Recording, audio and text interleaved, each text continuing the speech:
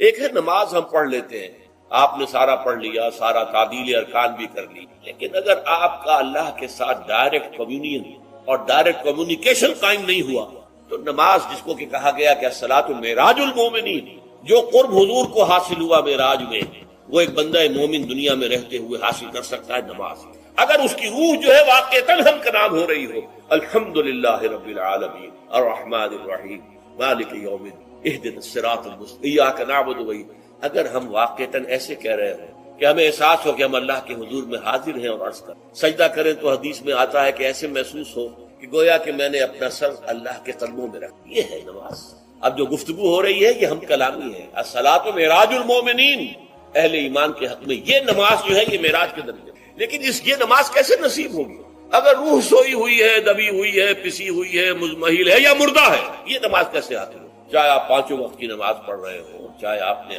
Habit بنا لیا ہو نماز کو، چاہے خوش بھی ہو گیا ہو، لیکن یہ کہ جب تک وہ روح بیدار نہ ہو، جب تک ہم کلامی نہ ہو، افلاک سے آتا ہے نالوں کا جواب آخر، اٹھتے ہیں حجاب آخر، کرتے ہیں خطاب آخر، جب تک یہ نہ ہو، جیسے کہ میں ایک حدیث قدسی انشاءاللہ آج سناؤں گا سورہ فاتحہ کے ذکر، کہ اللہ تعالیٰ کے سامنے جب کھڑا ہو کر انسان جب کہتا ہے انی وجہت وجہی للذی فطر السماوات والارض حنیفا، دائیں بائیں سے بالکل اپنا تعلق کاٹ کر میں نے اپنا رخ کر لیا ہے اس اللہ کی طرف جس نے آسمان اور زمین کو۔ اب یہ توجہ وجہت، اگر یہ تو ہے چہرہ کو ہم نے کر دیا خانہ کعبہ کی طرف، اندر سے ہماری روح متوجہ نہیں ہوئی، وہ سوئی پڑی ہوئی، اسے پتہ ہی کچھ نہیں کہ کیا ہو رہا ہے، تو اس صورت میں وہ کیا ہے؟ ظاہری بات تو پوری ہو گئی، نماز کا ثواب ہو جائے گا، فرض کی ادائیگی کا ثواب مل جائے گا، لیکن وہ اصل نماز تو حاصل یہ ہے وہ بات کہ وَإِذَا سَأَلَكَ عِبَادِي عَنِّي فَإِنِّي، اے نبی جب میرے بندوں کی روحیں بیدار ہو، توانا ہو جائیں، حیات تازہ سے وہ ہم کنار ہو جائیں، اور پھر وہ میرے بارے میں پوچھیں، وہ میرا تقرب حاصل کرنا چاہتا ہوں، آپ سے پوچھیں تو کہیے میں قریب ہوں، اجیب دعوت الداعی اذا دعان، یہ ہے وہ دعا، میں ہر پکارنے والے کی پکار، ہر دعا کرنے والے کی دعا کو سنتا ہوں، قبول کرتا ہوں، جواب دیتا ہوں جہاں کہیں بھی مجھے پکارے، اذا دعان، اس میں در حقیقت وہ مفہوم آ گیا ہے where and then where ever، آپ اپنے گھر میں ہو کر پکارے اللہ کو، آپ بستر پر لیٹے ہوئے پکارے الذین یذکرون اللہ قیاما وقعودا وعلی جنوبہم، ہاں ٹھیک ہے، بعض مقامات بعض اوقات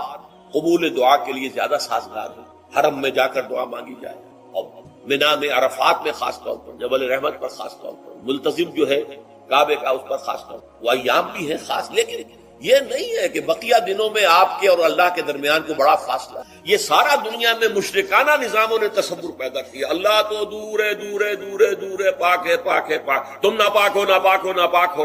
اور تم تو بڑی پستی میں پڑے ہو، تم اللہ سے براہ راست ہم کلام نہیں، کوئی درمیانی چاہیے، کوئی لنکس چاہیے، کوئی پجاری ہوگا، کوئی پروہت ہوگا، کوئی پنڈت ہوگا، کوئی پیر ہوگا، کوئی پادری ہوگا، کوئی پوپ ہوگا، اس کے ذریعے سے تم اللہ سے ہم کلام ہو، خود نہیں۔ اور جب ذریعے بیچ میں آ گئے تو ان کی مٹھی گرم کرو،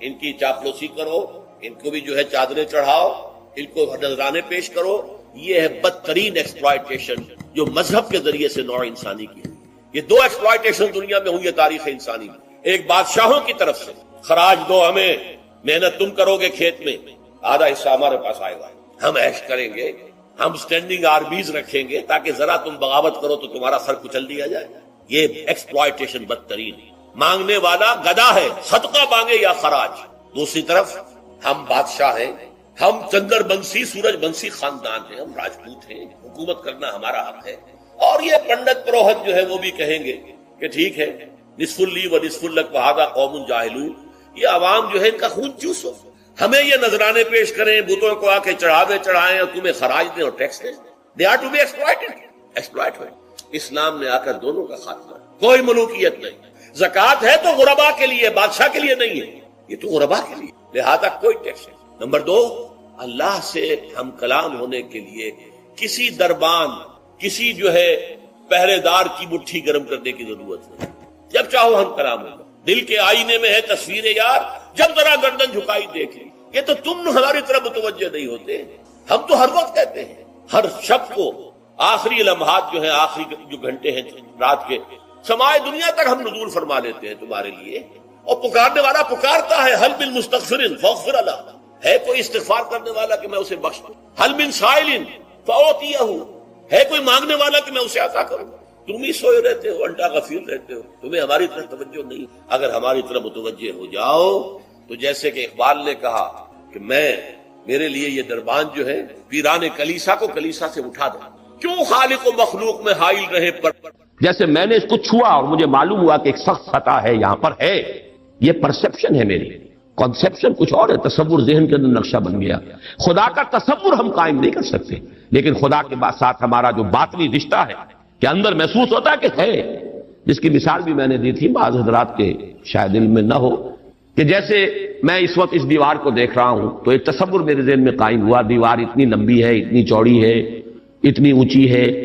یہ دیوار جو ہے سفید رنگ اس پر ہوا ہے، میں نے ایک تصور قائم کر لیا۔ فرض کیجئے کہ میں اندھا ہوں، میں نہیں دیکھ سکتا، میں جاتا ہوں اور ہاتھ لگا کر دیکھتا ہوں دیوار ہے، کتنی لمبی ہے مجھے نہیں پتا، اس لیے کہ وہ کانسیپٹ تو صرف میرے اس ٹچ سے نہیں ہوئے، یہ تو ایک یک رخا، ایک ون سائیڈڈ میرا اس وقت ایک پرسپشن ہے، لیکن ہے، یہ میں جس زور سے کہوں گا ہے، دیوار ہے، تو ذات باری تعالیٰ کے لیے بس انسان کے پاس یہ ہے کہ ہے، دور بینان بارگاہ الست جس پہ این بردان کے خط، بس یہ ہست ہے، باقی کیا ہے کیسا ہے یہ ویسے تو ہم بہرحال مسلمان ہونے کے ناطے اللہ کو ہم مانتے ہیں اسماء و صفات کے ساتھ، تو ہم اس کی صفات کو مانتے ہیں، لیکن تجزیہ کیجئے تو صفات کے بارے میں بھی ہمیں کیا پتا ہے؟ اللہ دیکھتا ہے، کیسے دیکھتا ہے یہ تو نہیں پتا، کتنا دیکھتا ہے یہ بھی ہمیں نہیں پتا، یعنی اس کی بھی اصل حقیقت جو ہے دیکھنے کی وہ تو ہمیں نہیں معلوم۔ اللہ کی کوئی ایسی آنکھیں تو نہیں جس سے وہ دیکھتا ہو، ہمارا دیکھنا تو روشنی کا محتاج ہے، روشنی ہو تو ہم دیکھ سکیں گے، کیا اللہ کا دیکھنا بھی کسی شے کا محتاج ہے؟ قطعاً نہیں۔ تو ہم تصور کیجئے اللہ کا دیکھنا کیا ہے، کچھ نہیں معلوم، ہمیں یہ معلوم ہے وہ دیکھتا ہے، ہمیں یہ معلوم ہے علی کل شیء قدیر، قدرت کتنی ہے اس کی، قدرت کی شان کیا ہے، کیا معلوم ہے؟ تو معلوم یہ ہوا کہ صفات کے بارے میں بھی تجزیہ کریں تو ہمارے ہاتھ پلے ہے کیا، وہ سوائے اس کے کہ ہم ایک صفت اس کی ایک مبہم کیفیت کو جانتے ہیں، وہ سمیع ہے، وہ بصیر ہے، وہ خبیر ہے، وہ قدیر ہے، وہ الحی ہے، وہ القیوم ہے، لیکن اس کی زندگی، ہمارا تو زندگی کا تصور اعلیٰ ترین زندگی تو ہمارے پاس ہے مخلوقات میں سے، اس زندگی کے ساتھ 100 طرح کی لیمیٹیشنز ہیں، 100 طرح کی مجبوریاں ہیں، لیکن یہ کہ کیا اللہ تعالیٰ کی زندگی بھی اس زندگی پر قیاس کی جا سکتی ہے؟ معاذ اللہ۔ تو معلوم یہ ہوا کہ اللہ تعالیٰ کی ذات کے بارے میں تحیر کے سوا کچھ نہیں۔ تیسرا ہے تصور جو سب سے بلند ہے، وہ محبوب حقیقی، مطلوب اصلی، لا مطلوب الا اللہ، لا مقصود الا اللہ۔ ایک چوتھا تصور ہے وہ میں بعد میں عرض کروں گا۔ بہرحال قل هو اللہ احد، اب یہاں لفظ احد پر آئیے، اس لفظ کو بھی نوٹ کیجئے۔ ویسے تو عام خیال یہ ہے کہ یہ وحد ان کی بدلی ہوئی شکل ہے، چنانچہ عام رائے یہ ہے کہ احد اور واحد ہم معنی ہیں۔ اکثر مفسرین نے اردو میں جو ترجمے کیے مترجمین نے وہ کہو اللہ، وہ اللہ ایک ہے، اگرچہ اس پر خاصا اعتراض وارد ہوتا ہے، وہ بھی اللہ کو ایک مانتے تھے، صرف اس کے ساتھ کسی اور کو ایڈ کر لیا تھا، اس اللہ کو تو دو نہیں مانتے تھے، وہ جو بڑا اللہ تھا وہ تو ان کے نزدیک بھی ایک ہی تھا، اور ایک تو ہر شے ایک ہوتی ہے، جو معبود ہے 10 تو ان میں سے بھی ہر ایک اپنی جگہ پر تو ایک ہے، ایک کمپوزڈ ایک اس کا وجود ہے، لیکن بہرحال چونکہ اکثر و بیشتر رائے یہ ہے کہ احد اور واحد تقریباً ہم مانی ہے، ترجمہ کیا گیا کہہ دو وہ اللہ ایک ہے، اور یہ کہ واحد ہی کی بدلی ہوئی شکل احد ہے، یہ تو ہے تقریباً بالعموم جو رائے ہے، لیکن میرے علم میں آج ہی یہ بات آئی ہے اور وہ میں آپ تک بھی منتقل کر رہا ہوں۔ امام راغب اصفہانی، ظاہر بات ہے لغت کے تو بہت بڑے امام ہیں، اور مفردات القرآن پر ان کی کتاب جو ہے معرکۃ الآراء ہے مشہور، انہوں نے اسے علیحدہ مادہ قرار دیا ہے۔ احد ان کو الف ہا دال علیحدہ لائے، شروع میں الف کی تختی میں لائے، وحد کے ساتھ شامل نہیں کیا، معلوم ہوا کہ یہ ایک اپنی جگہ پر ایک مستقل مادہ ہے ان کے نزدیک، یہ وحد سے اس کا تعلق نہیں بلکہ احد اپنی جگہ پر ایک مستقل علیحدہ مادہ ہے،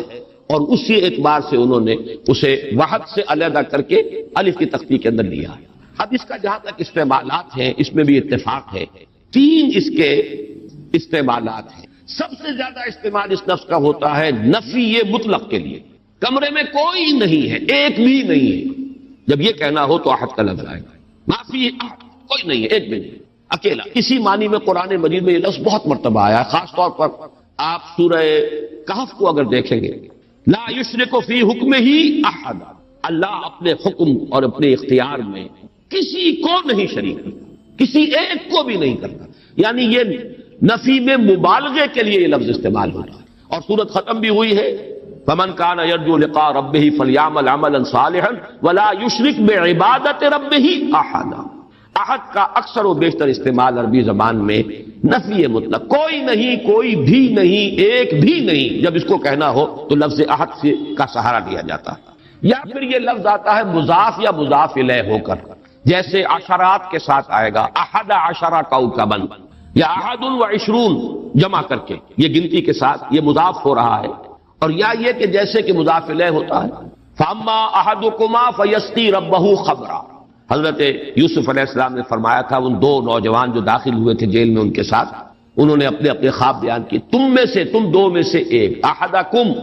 جیسے کہ حدیث میں آتا ہے لا یؤمن احدکم حتی یحب لنفسہ حتی یحب لاخیہ ما یحب لنفسہ، یا لا یؤمن احدکم حتی یکون ہواہ طبعا لما جئت بہ، یا یہ کہ لا یؤمن احدکم حتی اکون احب الیہ من والدہ وولدہ والناس اجمعین۔ اب یہ تین احادیث آ گئی زبان پر، تو احدکم یہ گویا کہ مضاف ہو کر آ رہا ہے، اس طریقے سے یہ لفظ مضاف ہو کر یا مضاف الیہ ہو کر استعمال ہوتا ہے۔ صرف قرآن مجید میں یہ لفظ ذات باری تعالیٰ کے لیے علیحدہ سے مستقل ایک صفت کے طور پر آیا ہے، قل هو اللہ احد۔ یہ ایک خاص بات ہے، اس کو نوٹ کر لیجیے کہ اس لفظ کا یہ استعمال اس اعتبار سے، صفت کے اعتبار سے کسی اور کے لیے غیر اللہ کے لیے ہے ہی نہیں۔ قل هو اللہ احد، یہ یہاں پر آ رہا ہے ایک مستقل صفت علیحدہ، لیکن یہ صرف اللہ کے ساتھ۔ اب یہاں میں عرض کروں گا کہ میں اس کا ترجمہ جو میں نے آپ کو گنوائے ہیں مولانا فراہی نے کیا ہے بے ہما۔ قل هو اللہ احد اللہ الصمد، کہہ دو اللہ بے ہما ہے، اللہ باہما ہے۔ اصلاحی صاحب ان کے شاگرد ہیں، انہوں نے ترجمہ کر دیا ہے بے ہما کا ترجمہ کہہ دو اللہ سب سے الگ ہے اور اللہ سب کے ساتھ ہے۔ صمد اللہ سب کے ساتھ ہے، باہما اور احد بے ہما اللہ سب سے الگ ہے۔ عام طور پر اردو مترجمین، شیخ الہند کو بھی میں نے دیکھا، مولانا اشرف علی تھانوی رحمہم اللہ دونوں کو دیکھا، کہہ دو اللہ ایک ہے، لیکن یہ کہ بہرحال میرا مزاج، میرا ذوق اس ترجمے کو قبول نہیں کرتا۔ واحد اور ہے، احد اور ہے، یہ شان ہی علیحدہ ہے، اس لفظ کو واحد کے بالکل برابر کر دینا کم سے کم میرا ذوق اسے قبول نہیں کرتا۔ ویسے قرآن میں وہ لفظ بھی آیا اللہ کے لیے، الواحد القہار، للہ الواحد القہار، واحد ہے، الواحد ہے، لیکن احد یہ شے ہی اور ہے۔ بہت قریب گئے ہیں مولانا مودودی، وہ لفظ لائے ہیں کہہ دو اللہ یکتا۔ یکتا کا لفظ میرے نزدیک بہت قریب کی تعبیر ہے، لیکن میں اس کو ایک خاص، میرا چونکہ اپنی ایک رائے ہے اس کے اعتبار سے اس کا میں ترجمہ کر رہا ہوں، کہہ دو اللہ اکیلا ہے۔ اکیلا وہ ہے جس کے ساتھ کوئی نہیں، اکیلا کس اعتبار سے؟ یہ ہے اصل میں وہ نقطہ۔ اللہ ایک تو اس اعتبار سے اکیلا ہے کہ وہ صرف ایک اکیلا واحد معبود ہے اور کوئی معبود اس کے ساتھ نہیں۔ سورہ کافرون کے ساتھ جب آپ جوڑیں گے تو یہ تصور نمایاں ہو کر سامنے آئے گا، میرا اللہ وہ اللہ ہے جو اکیلا ہے، اس کے ساتھ کوئی اور الہ نہیں ہے۔ لا الہ الا اللہ، اللہ کے سوا کوئی معبود نہیں۔ یہ در حقیقت مفہوم بنا قل هو اللہ احد۔ بات وہی ہے جو لا الہ الا اللہ میں کہی گئی ہے، لیکن یہ کہ یہاں پہ اسلوب بدل گیا، قل هو اللہ احد، وہ اکیلا ہے، کوئی اس کے ساتھ نہیں۔ لیکن اسی کا ایک انتہائی بلند مقام ہے، مقام وہ خطرناک ہے، عام لوگوں کی ذہن سے ذرا بلند تر، اسی لیے عوام اس کے بارے میں مغالطوں میں مبتلا ہوتے ہیں۔ اور آج کل کا ہمارا ایک بہت بڑا طبقہ چونکہ زیر اثر ہے کچھ ایسے مفکرین کے کہ جن کا ذوق وہ نہیں تھا جو اس سطح کا ہو جو میں ابھی عرض کر رہا ہوں، لہذا وہ اسے شرک سے بھی تعبیر کر بیٹھتے ہیں، اور وہ ہے توحید وجودی۔ وہ اکیلا ہے، اکیلا ہی مانی کہ وجود حقیقی صرف اس کا۔ یہ توحید وجودی جس کو میں تفصیل سے بیان کر چکا ہوں سورہ حدید میں، هو الاول والآخر والظاہر والباطن، وہی پہلا، وہی آخر، وہی ظاہر، وہی باطن، وہی وہ، اور کوئی ہے ہی نہیں۔ جو نظر آ رہے ہیں حقیقت میں نہیں ہے۔ کل ما فی الکون وہم او خیال او عکوس فی المرایا او ظلال، کل جو کچھ نظر آتا ہے موجودات میں یہ وہم ہے یا خیال ہے، یا جیسے شیشے میں عکس نظر آتا ہے، آپ ادھر کھڑے ہیں ادھر بھی نظر آ رہے ہیں، وہاں تو کوئی نہیں ہے، ادھر ہی ادھر ہے جو ہے، وہ جو کوئی نہیں ہے وہاں نظر تو آ رہا ہے۔ اور عکوس فی المرایا او ظلال، یا سایہ ہے درخت کی شاخ اوپر ہے، سایہ نیچے پڑ رہا ہے، سایہ کا کوئی وجود نہیں، لیکن نظر تو آ رہا ہے، جس کو کہ حضرت مجدد الفسانی نے فرمایا کہ یہ اصل خدا بندی کہ معدوم را موجود می نمائند، یہ معدوم ہے کائنات، حقیقت میں موجود نہیں ہے، لیکن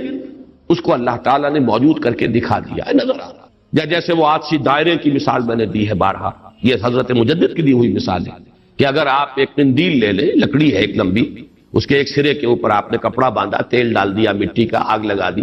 یہ شعلہ جوالا ہے، اب اس لکڑی کو تیزی کے ساتھ دائرے میں حرکت دیجئے، دیکھنے والوں کو آتشی دائرہ نظر آئے گا، جبکہ آتشی دائرے کا کوئی وجود نہیں، وجود آپ کو معلوم ہے صرف اس ایک نقطے کا ہے، وہ ایک شعلہ جوالا ہے حقیقی، یہ دائرہ جو نظر آ رہا ہے، ہر چند کہے کہ ہے، نہیں ہے، اس کا وجود کوئی نہیں، نظر تو آ رہا۔ تو اپیئرنس اینڈ ریئلٹی، یہ بڑی مارکت الارا کتاب ہے فلسفے کی، یہ در حقیقت جو کچھ نظر آ رہا ہے یہ ایک سراب ہے، حقیقت یہ نہیں ہے، حقیقی وجود صرف اللہ، اس کو میں یعنی وجود کے اعتبار سے توحید وجودی، یعنی میں نے جو ابھی گنوایا تھا، لا معبود الا اللہ، لا مطلوب الا اللہ، لا مقصود الا اللہ، لا محبوب الا اللہ، لا موجود الا اللہ، یہ وہ توحید وجودی ہے۔ شاہ ولی اللہ دہلوی رحمۃ اللہ علیہ فرماتے ہیں کہ یہ ہے توحید کی بلند ترین منزل، اور یہاں آ کر وحدت الوجود اور وحدت الشہود ایک ہو جاتے ہیں، ان میں کوئی فرق نہیں، تعبیر کا فرق۔ چونکہ میری یہ رائے ہے، لیکن یہ فلسفے کا مسئلہ ہے، میں اس کو بیان نہیں کرنا چاہتا۔ قرآن مجید میں یہ مسئلہ یا سورہ حدید کی اس آیت میں آیا ہے، قرآن سے باہر سے بات نہیں کر رہا ہوں، لیکن یہ کہ ہر شخص کے ذوق کی چیز نہیں ہے، ہر شخص کا یہ نہ مزاج ہے، نہ ذوق ہے، نہ اس میں استعداد ہے، نہ صلاحیت ہے کہ ان مسائل پر غور کرے۔ تو میں یہ نہیں چاہتا کہ لازماً آپ میری اس رائے سے اتفاق کریں، لیکن یہ میں ضرور چاہتا ہوں کہ اگر سوء ظن ہے آپ کے دل میں کہ جو لوگ اس بات کو مانتے ہیں وہ مشرک ہو گئے، اس کو ذہن سے نکال دیجئے، اس لیے کہ پھر ناوک نے تیرے سید نہ چھوڑا زمانے میں، شاہ ولی اللہ بھی مشرک ہوں گے، حضرت مجدد بھی مشرک ہوں گے، باقی یہ رومی یہ تو ہے، ان کی تو خیر حیثیت ہی کیا ہے بیچاروں کی، وہ تو سب کے سب مہا مشرک شمار ہو جائیں گے، کوئی نہیں بچے گا پھر جو بھی ہمارے اکابر ہیں۔ ہاں محمد ابن عبد الوہاب بچ جائیں گے، ابن تیمیہ بچ جائیں گے رحمہم اللہ، باقی یہ کہ ان کے سوا بچنے والا اور کوئی نہیں ہے۔ تو یہ توحید وجودی یا وحدت الوجود یا وحدت الشہود میرے نزدیک قل هو اللہ احد، کہہ دو وہ اللہ ہے اکیلا تنہا۔ مجھے وہ بار بار جب میں سوچ رہا تھا قیس جنگل میں اکیلا ہے مجھے جانے دو، ہو گزرے گی جو مل بیٹھیں گے دیوانے دو، اللہ اکیلا ہے۔ اور واقعہ یہ ہے، یہ تصور جو ہے اگرچہ بہت بلند ہے، لیکن کبھی اگر اس کے کہیں کناروں تک بھی رسائی ہو جائے انسان کی تو اس کی جو ایک وسعت پیدا ہوتی ہے اس کے ذہن میں، اس کا مینٹل ہورائزن وہ جو اس قدر وسیع ہو جائے گا، وہ اس کا تصور وہ شخص نہیں کر سکتا کہ جس کا کوئی بھی اس کے حاشیہ خیال میں یہ بات نہ آ سکتی۔ لیکن اس کا یہ مفہوم اگر نکال لیا جائے، عام لوگوں نے یہ سمجھا اس کا مطلب ہر شے خدا ہے، اگر کوئی شے موجود نہیں جبکہ تجھ بن نہیں کوئی موجود، پھر یہ ہنگامہ ہے خدا کیا ہے؟ کچھ نہیں ہے، نہیں ہے۔ یہ اصل میں جو وحدت الوجود ہے وہ یہ نہیں ہے کہ یہ سب چیزیں خدا ہیں، بلکہ یہ کہ خدا ہی ہے، باقی کچھ موجود نہیں، جو کچھ نظر آ رہا ہے وہ توہم ہے، خیال ہے، یہ صرف اپیئرنس ہے، اور اپیئرنس آپ کو معلوم ہے ہر وقت بدلنے والی شے، painter high, every thing is changing, یہ سب ٹرانزینٹ چیزیں ہیں کہ جو گزر رہی ہیں، جیسے لہریں ہیں، لہر نظر آتی ہے لہر ہے، لیکن یہ کہ یہ بالکل عارضی سا ایک وجود ہے، اعتباری سا وجود ہے، لہر کا حقیقت میں کوئی وجود نہیں۔ اسی طریقے سے یہ کائنات، تو یہ نہیں ہے کہ جو کچھ ہے وہ خدا ہے، معاذ اللہ، یہ ہماوست ہے، اور یہ در حقیقت کفر بھی بن جاتا ہے، شرک بھی بن جاتا ہے۔ لیکن توحید وجودی یا وحدت الوجود یہ بالکل مختلف شے ہے، اور میرے نزدیک اس آیہ مبارکہ کا اصل مدلول یہ ہے، قل هو اللہ احد، بلند ترین توحید توحید وجودی، لا معبود الا اللہ سے لے کر لا موجود الا اللہ، اس لیے کہ احد کا لفظ واحد نہیں ہے، اکیل یکتا، لیکن اس سے بھی آگے بڑھ کر جو ترجمہ میں کر رہا ہوں وہ یہ ہے کہ کہہ دو اللہ اکیلا ہے، کوئی اس کے ساتھ نہیں۔ جیسے کہ غالباً حضرت بایزید بستامی کے بارے میں آتا ہے کہ ان کی محفل تھی تو ان کا کوئی مرید جو تھا اس نے ایک عجیب کیفیت ہوتی ہے انسان کی، اس کیفیت میں ایک جملہ کہا، وہ بھی زمانہ کیسا ہوگا جبکہ اللہ ہی تھا اور کچھ نہ تھا۔ اب ایک تصور ہے، اب تو کائنات ہے، یہ ہے، آسمان ہے، زمین ہے، ستارے ہیں، سیارے ہیں، سب کچھ ہے، وہ بھی زمانہ ہوگا جبکہ اللہ ہی تھا اور کچھ نہ تھا۔ تو وہ بایزید بستانی ہے جو دوسرے بزرگ کوئی ہو سکتے ہیں اگر مجھے نام کا اس وقت مغالطہ ہو رہا ہو، انہوں نے اسی کیف کے عالم میں جواب دیا الان کما کان، میرے عزیز اب بھی ایسا ہی ہے، اللہ ہی ہے اور کچھ نہیں ہے، جیسے پہلے تھا جس کا تم تصور کر رہے ہو اب بھی حقیقت میں وہی۔ اس کو میں ذرا اور آسان کر دوں تاکہ جو نسبتاً یعنی سادہ مزاج حضرات ہیں ان کی سمجھ میں بھی یہ بات آ جائے، کسی مغالطے میں مبتلا نہ۔ دیکھیے جب ہم کہتے ہیں لا محبوب الا اللہ، کیا معنی ہے اس کے؟ یہ معنی تو نہیں ہے کہ اولاد سے محبت نہ کرو، یہ تو دین کی تعلیم نہیں ہے۔ معنی کیا ہے؟ ساری محبتوں سے بالا تر محبوب حقیقی صرف اللہ ہو جاتا۔ لا محبوب الا اللہ کا مطلب یہ ہے، یہ نہیں کہ آپ کاٹ دیجیے محبت ہر ایک کی۔ اولاد سے محبت کرو، شوہر بیوی سے محبت کرے، بیوی شوہر سے محبت کرے، وطن سے محبت کرو، بلکہ اتنی خوشخبریاں ہیں وجبت محبتی للمتحابین فیہ، میری محبت واجب ہو گئی ان کے لیے جو میرے لیے ایک دوسرے سے محبت کرے۔ تو ایک مسلمان مسلمان سے محبت کرتا ہے، ایک مومن مومن سے محبت کرتا ہے، ایک مجاہد دوسرے مجاہد سے محبت کرتا ہے، یہ محبت تو مطلوب ہے۔ لا محبوب الا اللہ کا مطلب یہ نہیں ہے کہ ساری محبتوں کی نفی ہوگی۔ اسی طرح جب ہم کہتے ہیں لا موجود الا اللہ، اس کا مطلب یہ نہیں کہ تمام موجودات کی نفی ہو گئی، بلکہ یہ کہ وجود حقیقی صرف اللہ کا ہے۔ یہ اعتباری وجود ہے جن کی کوئی حقیقت نہیں ہے، یہ دائمی وجود، مستقل وجود، وہ وجود جو از خود ہے، باخود ہے، خود بخود ہے، جسے کسی نے وجود نہیں عطا کیا، جس کا وجود ایسا نہیں ہے کہ کبھی شروع ہوا اور کبھی ختم ہو جائے، وہ وجود حقیقی صرف اللہ ہے۔ اب اس میں تو کوئی اشکال نہیں رہے گا۔ اس معنی میں اگر کہا جائے لا موجود الا اللہ تو ہر شخص کہے گا۔ اس کی ایک اور مثال میں آپ کو دے دوں، دعا استخارہ میں حضور فرماتے ہیں فَإِنَّكَ تَعْلَمُ وَلَا أَعْلَمُ وَتَقْدِرُ وَلَا أَقْدِرُ، اے اللہ میں تجھی سے استخارہ کر رہا ہوں، انی استخیرک بعلمک واستقدرک بقدرتک واسألک من فضلک العظیم فإنک تقدر ولا اقدر وتعلم ولا اعلم، تو جانتا ہے میں نہیں جانتا، تو قدرت رکھتا ہے مجھے کوئی قدرت حاصل نہیں۔ تو کیا کوئی قدرت حاصل نہیں تھی حضور کو؟ کیا کچھ علم حاصل نہیں تھا حضور کو؟ یہ بمقابلہ علم خداوندی، بمقابلہ قدرت خداوندی کل موجودات کی قدرت اور ان کی نفی مطلق ہو جائے گا، کوئی علم نہیں۔ یہی بات یہاں کہہ دیجیے، کوئی وجود نہیں ہے، وجود حقیقی صرف اللہ۔ بہرحال یہ تمام تصورات ان کی تعبیرات ہیں، تعبیرات میں ذرا سخت سے سخت تر مقامات بھی آ جاتے ہیں، مشکل سے مشکل تر مقامات بھی آ جاتے ہیں، میں اس کی تفصیل میں اس وقت نہیں جا رہا، لیکن میرے نزدیک اس سورہ مبارکہ کی پہلی آیت اس عظیم ترین سطح پر توحید کو بیان کر رہی ہے،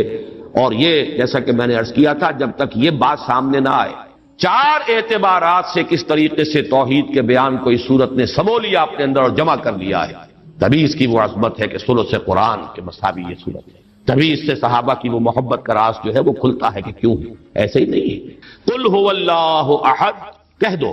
وہ اللہ ہے، میرا معبود جسے میں پوچھتا ہوں وہ اللہ ہے، لیکن وہ اللہ نہیں جسے تم پکار رہے ہیں، وہ اللہ جو اکیلا ہے، تنہا۔ اللہ الصمد، جیسا کہ میں عرض کر چکا ہوں صمد کا لفظ قرآن مجید میں ایک ہی مرتبہ ہے، اور اس کے مفہوم کو بھی دو معنی سے بیان کیا گیا ہے۔ ایک تو چونکہ ایک مرفوع روایت بھی امام راضی لے کر آئے ہیں، روے عن ابن عباس رضی اللہ تعالی عنہما،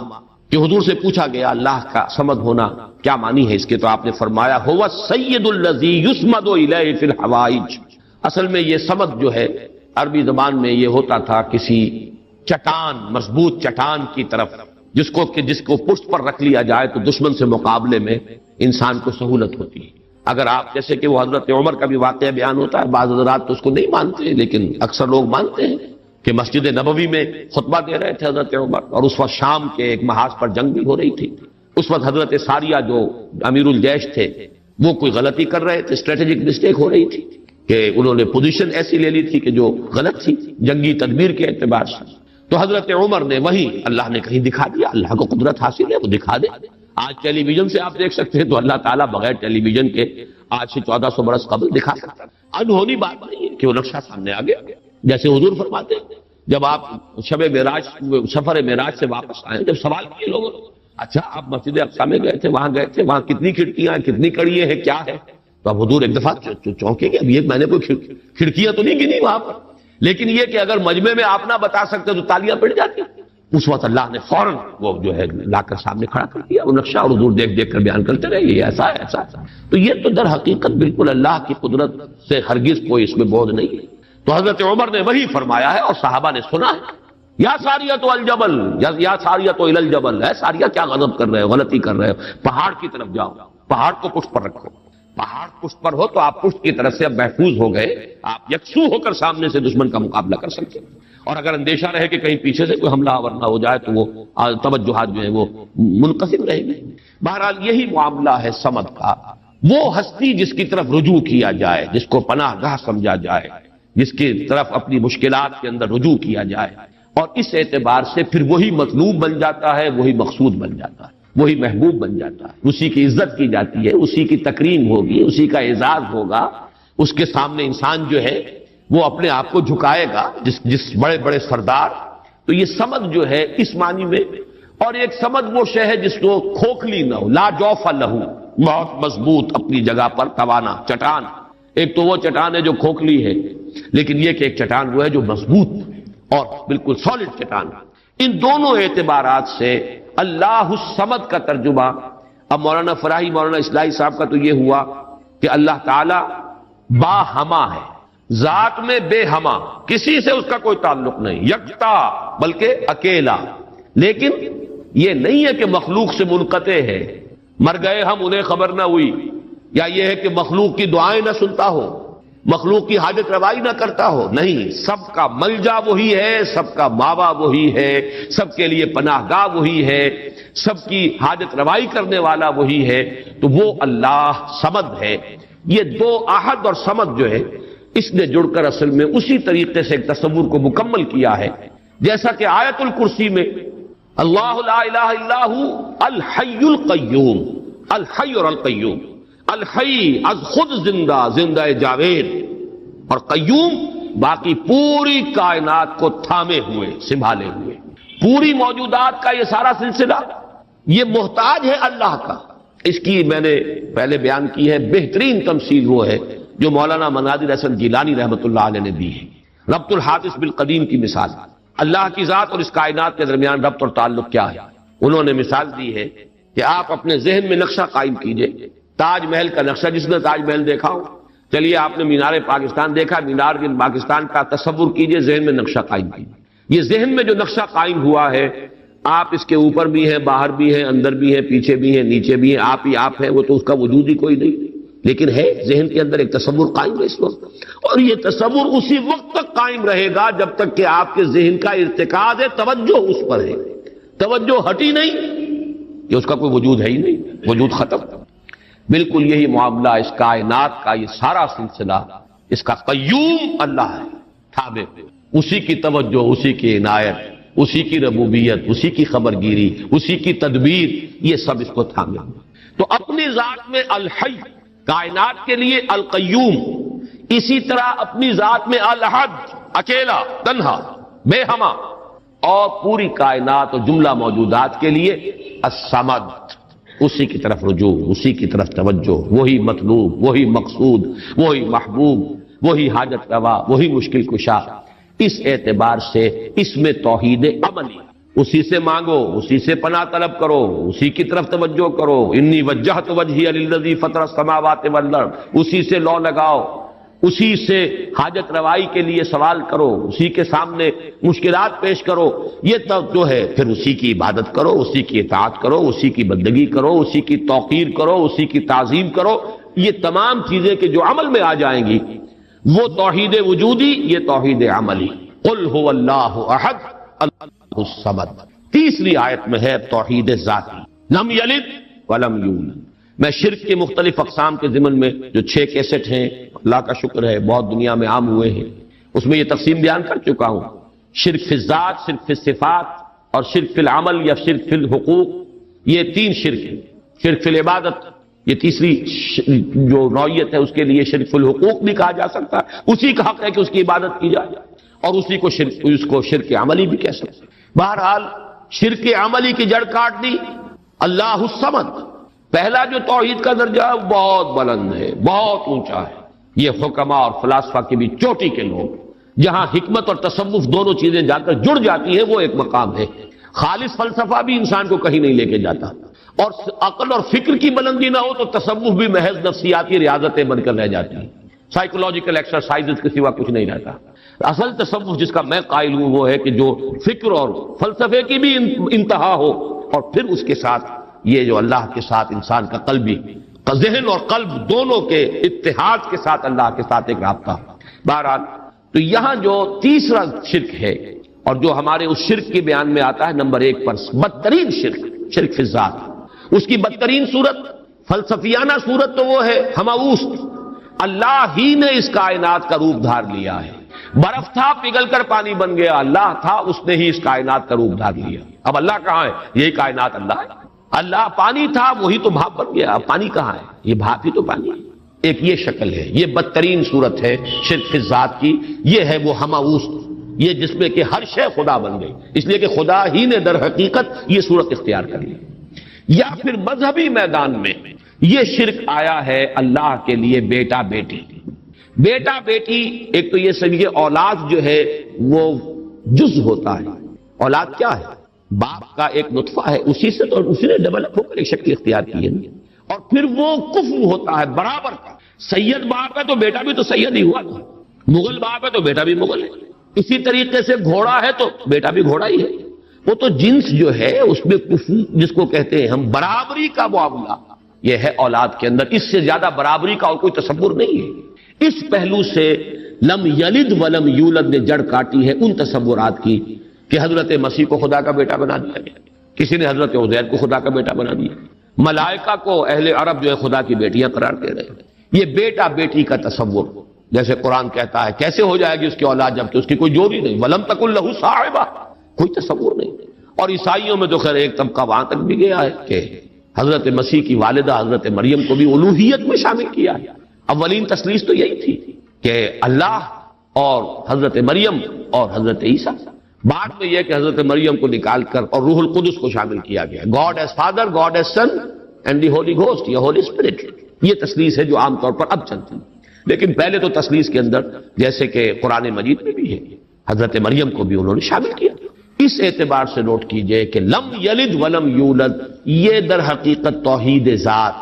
نہ اس نے کسی کو جنا نہ وہ جنا گیا، نہ کوئی اس کے والدین، نہ کوئی اس کی جورو، نہ کوئی اس کی اولاد۔ اس اعتبار سے وہ یکتا، تنہا، اکیلا، یونیک، انگریزی کا لفظ یونیک جو ہے وہ میں سمجھتا ہوں کہ شاید سب سے زیادہ قریب ترین تعبیر کرے گا۔ ایک یونیک ایگزسٹنس ہے جس کو کسی پر قیاس نہیں کیا جا سکتا، لا مثل لہ ولا مثال لہ ولا مثیل لہ، اس کے لیے کوئی مثال نہیں۔ لیس کمثلہ شیء وہو السمیع البصیر، اس کے مثال جیسی بھی کوئی شے نہیں ہے۔ یعنی یہ اب اس سے زیادہ ہماری زبان ہے، عربی زبان بھی تو آخر انسانوں کی زبان تھی، اس میں کسی ایک ایبسولوٹ اور مطلق تصور کو پیش کرنے کی جو لیمیٹیشن ہے وہ نہیں۔ لیسا کمثلہ شیء، اب یہ اس سے زیادہ جو ہے نفی کرنا مثل کی، مثلیت کی، وہ ممکن نہیں۔ اور جیسا کہ میں نے اپنی تقریروں میں بیان کیا ہے، اس شرک پر اللہ کا غضب سب سے زیادہ بھڑکتا ہے، اس لیے کہ یہ تو ذات پہ شریک کر دیا آپ نے اللہ، کیونکہ یہ فلسفیانہ ہماوس وغیرہ عرب میں وہاں موجود نہیں تھے، یہ ہندوستان کی بیماریاں تھیں، لہذا قرآن مجید میں اس کا ذکر اس انداز میں نہیں ہے۔ البتہ شرک فی ذات کی ایک شکل کے جو وہاں موجود تھی وہ بیٹا بیٹی کا تصور، اور شرک فی ذات ہی کی دوسری شکل جو ہندوستان میں یا اور دوسری جگہوں کے فلسفیانہ مذاہب میں ہے وہ ہماوس، کہ خدا ہی نے در حقیقت یہ روپ، وہ انکارنیشن کہیں یا یہ کہ یہ حلول و اتحاد ایجا محالست، یہ سارے تصورات جو ہیں یہ فلسفیانہ ہیں۔ لم یلد ولم یولد ولم یکن لہ کفوا احد، اور نہیں ہے کوئی بھی اس کا کفو۔ کفو کاف فے اور واو، اور کاف فے اور حمزہ، پھر یہ وہ ہے جو الف واو اور یہ جو ہے بدل جاتے ہیں، یہ ایک ہی مادہ ہے، اسی سے مکافات ہے، بدلہ، جیسا دناہم کما دانو مکافات۔ کف جو ہے کہتے ہیں ہم سر، جس کے لیے ہمارے ہاں جب علماء تقریریں کرتے ہیں تو جو ان کے خطبات ہوتے ہیں، لا ضد لہ ولا ند لہ، ضد اور ند یہ در حقیقت جو بھی ہمسر ہوگا وہ تو مقابلے میں آئے گا، وہ تو چیلنج کرے گا کہیں نہ کہیں، تو ضد بھی کہتے ہیں کسی کا حریف، ند مخالف۔ اور یہ لفظ حضور صلی اللہ علیہ وسلم نے استعمال فرمایا تھا جبکہ کسی صحابی کی زبان سے الفاظ نکل گئے، ما شاء اللہ و ما شئت، جو اللہ چاہے اور جو آپ چاہیں۔ حالانکہ اس میں ظاہر بات ہے کہ ان کی نیت میں کہیں بھی وہ بات نہیں ہو سکتی تھی کہ برابر کر رہے ہوں حضور کی مشیت کو اللہ کی مشیت کے ساتھ، لیکن یہ کہ چونکہ لفظ میں اشتباہ تھا لفظ میں برابری سی ہو گئی ہے، ما شاء اللہ و ما شئتا، تو آپ نے فرمایا، فوراً ٹوک دیا، اجعلتنی للہ ندا، کیا تم نے مجھے اللہ کا مد مقابل بنا دیا؟ مشیت تو ایک ہی ہے، اسی کی مشیت چلتی ہے، کتنا ہی چاہے انسان، انک لا تہدی من احببت ولکن اللہ یہدی من یشاء، آپ کتنا ہی چاہیں کسی کو ہدایت دینا، آپ کے اختیار میں نہیں ہے کہ جسے چاہیں ہدایت دے دیں، یہ تو اللہ کی مشیت ہے، اس کا اختیار ہے۔ تو کفر جو ہے، اب یہ کفر جو ہے یہ توہین صفات ہے، برابر ہوتا ہے انسان صفت میں۔ اب جیسے میں نے عرض کیا تھا نا، اور یہ تقریریں میں نے تفصیل سے کی ہوئی ہیں، ہماری مجبوری ہے، ہماری زبان میں الفاظ مشترک ہیں، صفات کے لیے وہی لفظ اللہ کے لیے استعمال ہوگا، وہی لفظ بندوں کے لیے استعمال ہوگا۔ اللہ بھی علیم ہے، انسان بھی علیم ہوتے ہیں، بلکہ علامہ بھی ہوتے ہیں۔ علامہ بہت بڑی شے ہے، حالانکہ واقعہ یہ ہے کہ علم اللہ کے لیے، علم بندے کے لیے، لفظ ایک ہے، زمین و آسمان کا فرق ہے مضمون میں۔ وہ علم ذاتی ہے، وہ علم مطلق ہے، بلا نہایت، اس کی کوئی حدود نہیں ہے۔ وہ علم قدیم ہے، ہمیشہ سے تھا، حادث نہیں ہے۔ اور ہمارا علم، ہمارے سے مراد ہمارا ہو، انبیاء کا ہو، اولیاء کا ہو، کسی کا ہو، بڑے سے بڑے سائنسدان کا ہو، بڑے سے بڑے ولی کا ہو، فرشتوں کا ہو، انبیاء کا ہو، کسی کا ہو، وہ علم یقیناً حادث ہے، قدیم نہیں۔ وہ یقیناً عطائی ہے، ذاتی نہیں۔ وہ محدود ہے، لامحدود نہیں۔ یہ تین جب شرطیں عائد کی جائیں گی اور یہ تینوں مستحضر ہوں، تب اس شرک فی صفات سے انسان بچتا ہے، اور کفر بنا دینے سے انسان بچ سکتا ہے، ورنہ الفاظ میں اشتراک ہو جائے گا۔ اور یہی اشتراک ہے موجود میں، ہم بھی موجود، اللہ بھی موجود۔ ہم کہاں کے موجود؟ اس کا وجود ذاتی، اس کا وجود حقیقی، اس کا وجود مطلق، اس کا وجود قدیم، اس کا وجود قائم و دائم، ہمیشہ ہمیشہ رہنے والا۔ وہ کوئی عطائی وجود نہیں ہے کہ کسی اور نے وجود دیا ہو۔ ہمارا وجود مستعار، دیا ہوا، عطا کردہ۔ لائی حیات آئے، قضا لے چلی چلے، اپنی خوشی سے آئے نہ اپنی خوشی چلے۔ ہمارا وجود محدود، ہمارا وجود عطائی، ہمارا وجود حادث، نہیں تھے، ہو گئے، پھر وقت آئے گا نہیں رہیں گے۔ تو وجود کا لفظ مشترک ہے، اللہ بھی موجود اور ہم بھی موجود۔ وہ وجود مطلق، اور یہ جو ہے ممکن الوجود، یہ ممکنات ہے، یہ اعتباری وجود ہے، اس کے سوا کچھ نہیں۔